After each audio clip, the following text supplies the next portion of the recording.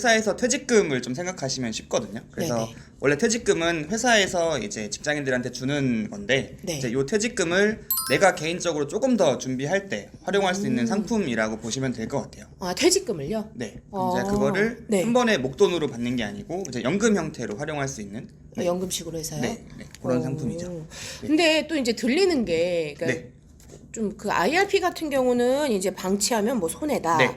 말씀을 하시는데 네. 이게 저는 이해가 안 되는 게 이제 저축식의 개념인데 네. 왜 손해를 볼 수 있는 건지 그것도 좀 많이 궁금하더라고요. 네, 그러니까 요거는 좀 그 IRP 상품의 구조를 좀 알고 계셔야 되는데, 네. 이제 일단 보통 뭐 저희가 뭐 예적금 같은 거 사실 가입하면 네. 그냥 예적금에서 이자를 받으면 거기에 대한 세금만 내는 이제 이런 정도인데, 그쵸. 이 IRP 계좌 같은 경우에는 계좌가 약간 특이하게 그 계좌 자체에 운용 비용들이라는 게 좀 발생을 해요. 오. 네, 그래서 보통 이제 은행이랑 증권이랑 보험사에서 저희가 IRP를 가입을 할 수가 있는데, 네. 보통 뭐 0.1에서 0.5 정도의 비용을 이제 매년 네. 내야 되기 때문에 이제 보통 많은 분들이 IRP를 가입을 해놓고 꾸준하게 돈을 넣는 게 아니고 뭐 한 번 넣어놓고 방치하시는 경우들이 있어요. 네. 그러면 방치를 하게 되면 돈을 안 넣은 경우에는 연말정산 혜택도 못 받고 네, 그게 그냥 가만히 그대로 있으면 계속 비용만 나가면서 이제 마이너스가 되겠죠. 아, 그럼 그 기본 비용만 계속 나가고 이제 아무것도 어떻게 네, 될 설정을 수 안 있는 해놨으면 그러면 손해가 될 수 있는 상황이 맞는 것 같고요. 네. 근데 이제 우선은 IRP 같은 경우는 직장인들을 위한 뭐 퇴직, 그러니까 연금식으로 개념으로 생각을 할 수가 있는데 네. 이게 꼭 어떤 직장인보다 이제 프리랜서 분들도 요즘은 많이 맞죠. 계시잖아요. 네네. 그럼 뭐 어떻게 가입이 가능할까요? 네, 원래는 이제 네. 안 됐었는데 이제 2017년 7월 26일부터 네. 이제 소득이 있는 분들이라면 누구나 다, 그러니까 뭐 공무원이나 프리랜서나 개인 사업자까지 다 가입을 할 수 있게 변경이 됐거든요. 개인 사업자도요? 네, 개인 사업자도 가입을 하실 수가 있고 네. 이제 이때 좀 서류가 필요를 해요. 그러니까 네네. 내가 돈을 번다는 걸 증명할 수 있는 서류가 필요한데 네. 뭐 프리랜서 분들이나 개인 사업자 같은 경우도 이제 매년 5월에 이제 종합소득세 신고를 네네. 하시잖아요. 네, 그런 거에 대한 이제 소득 금액을 증명할 수 있는 뭐 소득 금액 증명원이나 뭐 원천징수 영수증 이런 게 있으면 그거를 제출하고 가입을 할 수가 있습니다. 아, 그렇게 해서요? 네네. 아, 원래 프리랜서는 좀 안 된다라는 얘기를 좀 알고 그쵸, 있었는데 네. 그게 전혀 아닌 거네요. 네. 그러면 이제 제일 중요한 거. 예. IRP를 가입을 할 때 네. 얼마의 돈을 내가 내야 뭐 이제 네. 넣어둬야 얼마가 나오는 건지도 궁금하고 네. 좀 약간 좀 제가 감이 전혀 안 와서 그러는데 조금 계산해 주실 수 있을까요? 네, 사실 이제 요거는 그 각자 상황에 따라서 좀 되게 많이 영향이 있을 거예요. 네네. 그러니까 이제 여기다가 내가 한 달에 얼마씩 넣을 수 있는지도 약간 다르고 이거를 내가 몇 년 동안 굴리냐에 따라서 금액 차이도 있을 거고 그리고 이제 뭐 매년 평균적으로 몇 퍼센트 수익을 만들어내냐 이제 요것도 좀 차이가 있을 건데 네. 일단은 이제 요즘에는 뭐 사회초년생 분들이나 이제 일찍 직장생활 하시는 분들도 연금에 되게 관심이 많이 있으시거든요. 그쵸, 네, 요즘은. 그래서 한 30세 정도부터 만약에 시작을 하고 네. 30세. 뭐 한 달에 한 30만 원 정도를 만약에 여기다가 넣는다. 30만 원. 네, 그리고 이제 매년 한 5% 정도 네. 수익이 났을 때 네. 이제 이거를 한 60세 정도부터 받는다고 가정을 해보면 네. 이제 대략적으로 한 달에 한 49만 원 정도씩 받을 수가 있거든요. 49만 원씩 해서 네, 90세까지 받을 수, 90세까지요? 받을 수 있게 이렇게 나올 수 있습니다. 그러니까 한 달에 한 30만 원씩 네. 넣고 했을 때 이제 최대 60세부터 받기 시작해서 90세까지 될 때까지 네. 그냥 이 정도 선으로 할 수 있는 거면 그렇게 나쁘진 않은 것 같은데요? 네, 근데 설정을 이제 뭐 55세부터 받을 수도 있고 네, 아니면 네. 90세가 아니라 이제 더 오래 살 수도 있잖아요. 그렇죠. 금액 좀 길게 하면은 네. 매달 받을 수 있는 금액은 좀 줄어들긴 하겠지만 적어도 이제 내셨던 금액보다는 더 많은 금액을 받을 수가 있겠죠. 약간 거기선 제가 조절을 할 수 네, 있는 조절하실 기능이 수 있는 있죠. 거네요. 네. 그래서 네. 아무래도 좀 일찍 시작하시면 네. 올해 적은 금액이지만 많이 넣어서 오래 굴릴 수 있다 보니까 일찍 시작하시는 조금 더? 게 조금 더 유리하겠죠. 지금 영상 보시고 계신 젊은 분들 이거 바로 알아보시는 게 오히려 네. 조금 더 좋으실 것 같아요. 그리고 또 하나가 왜 IRP 하면 이제 세제 혜택 이게 좀 거의 수식어로 따라붙더라고요. 네, 그렇죠. 네, 그렇게 되면 이제 세제 혜택이라는 부분이 이게 정확히 어떤 부분은 어떻게 적용이 되는 건지도 궁금해요. 네, 일단은 이제 이게 보통 뭐 종합소득세 신고할 때나 연말정산 하실 때 나오는 네, 네. 혜택인데 일단은 이제 이거를 어떤 방식이냐면 보통 우리가 연말정산 할 때 받을 수 있는 혜택이 크게 두 개가 있거든요. 네네. 하나는 이제 소득 공제라는 게 있고, 네. 하나는 세액 공제라는 게 있어요. 아, 네, 두 가지로. 평소에 네. 잘 안 쓰는 말이긴 한데 네. 일단 소득 공제라는 거는 내가 회사에서 받은 소득 자체를 깎아주는 거거든요. 네네. 그러니까 예를 들어서 내가 1년에 회사에서 연봉을 뭐 한 4천만 원 정도를 받았다. 네. 근데 소득 공제를 만약에 500만 원을 받게 되면 내가 내야 될 세금이 4천만 원에 대한 세금을 내시는 게 아니고 3,500만 원에 대한 세금만 낼 수 있게 만들어 주는 게 소득 공제고, 네. 네, 세액 공제 같은 경우에는 이제 내 연봉에서 막 계산을 막 할 거잖아요. 네네. 네, 뭐 카드 쓴 거 공제 받고 여러 가지 그리고? 공제 받은 다음에 내야 될 세금이 뭐 50만 원으로 나왔다. 근데 내가 세액 공제를 만약에 10만 원을 받으면 50만 원이 아니라 40만 원만 딱 세금을 그쵸? 내는. 네. 그래서 내가 내야 될 세금 자체를 깎아주는 게 세액 공제인데, 네. 요 IRP는 요 세액 공제 혜택을 주는 그런 상품입니다. 조금 이제 어렵죠. 네, 조금 복잡해지니까 조금 머리가 아프려고 하는데 네. 그럼 이 세액 공제를 해주는 어떤 최대치가 잡혀 있는 건가요? 아니면 뭐 그냥 네. 무한대로 다 세액 공제를 해주거나, 아, 네, 아니면 뭐 이게- 어떤, 네, 무한대로 해주진 않고 네. 이제 이게 세금 혜택을 주는 이유가 이제 우리나라 같은 경우에는 기사 같은 것들 보면 이제 노후 준비가 안 돼 있고 뭐 그쵸. 노인 빈곤율이 높다라는 기사가 굉장히 많잖아요. 네. 그래서 정부에서는 사실 세금을 많이 거둘수록 쓸 수 있는 것들이 많아지니까 세금을 많이 걷는 게 좋은데 이제 국민들한테 약간 미끼식으로 네. 노후를 준비하면은 세금을 좀 줄여줄 테니까 네. 요거를 가입하라고 하는 형태의 목적이기 때문에 네. 한도는 사실 정해져 있습니다. 그래서 얼마요? 개인당 1년에 700만 원까지 이제 한도를 적용을 받을 수가 있고, 아, 근데 이 안에서 이제 연봉에 따라서 조금씩 받을 수 있는 금액은 차이가 생기시죠. 네. 그러면 이게 그러니까 모든 분께 평균적으로 700을 주는 게 아니라 네. 그러니까 그 최대치가 딱 700이라고 딱 결정이 돼 있는 거죠. 네. 그 이상은 안 되는 건가요?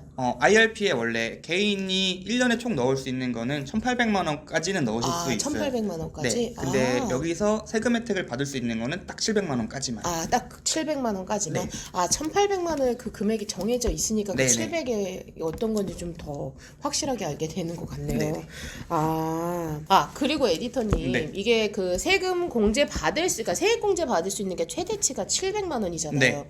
그러면 이게 아까 연봉에 따라서 조금 달라질 수 있다고 하셨는데, 네. 예를 들어서 뭐 연봉이 1억인 사람, 네. 그리고 한 연봉이 3천인 사람, 한 기준으로 본다면 이게 네. 구간별로 조금 나눠 주실 수 있을까요? 네, 이게? 일단은 그 네. 말씀하신 연봉에 따라서 네, 이제 네. 총 받을 수 있는 한도가 700인 건 똑같은데 네. 대신에 공제 받을 수 있는 비율이 조금 달라지거든요. 아, 네네. 네, 근데 그 기준이 뭐 3천이나 1억은 아니고 이제 음. 5,500만 원. 그러니까 직장인은 5,500만 원이고 네. 네, 뭐 프리랜서나 개인 사업을 하시는 분들은 네. 이제 4천만 원 기준으로 그게 비율이 바뀌어요. 4천만 원으로요? 네, 그래서 보통 5,500만 원 이하인 분들 그리고 종합소득이 4천만 원이 이하인 분들은 이제 16.5%를 받으실 수가 있고 내신 금액에, 네. 그리고 이제 5,500만 원이 넘어가고 그 종합소득도 4천만 원이 넘어간다. 그러면 네. 이제 13.2%를 받으실 수가 있죠. 13.5%로 받으실 수가 있는 네. 거고. 16.5%라는 게 네네. 700만 원에 16.5%를 연말에 네, 환급받는 거죠? 그죠. 이제 내가 내야 될 세금에서 그 700만 원 곱하기 16.5%한 만큼 돌려받을 수 있죠. 네. 꽤 크게 되겠는데요, 이게? 네. 오. 그러면 제가 그 얘기를 근데 이제 그 얘기를 들었어요. 만약에 이거를 네. 해지를 하게 되면 아, 네, 그렇죠. 내가 받았던 세액을 다 내야 된다. 네. 아니 뭐 이거 휴대폰에 무슨 약정 걸어놓은 아, 것도 아니고. 그렇죠.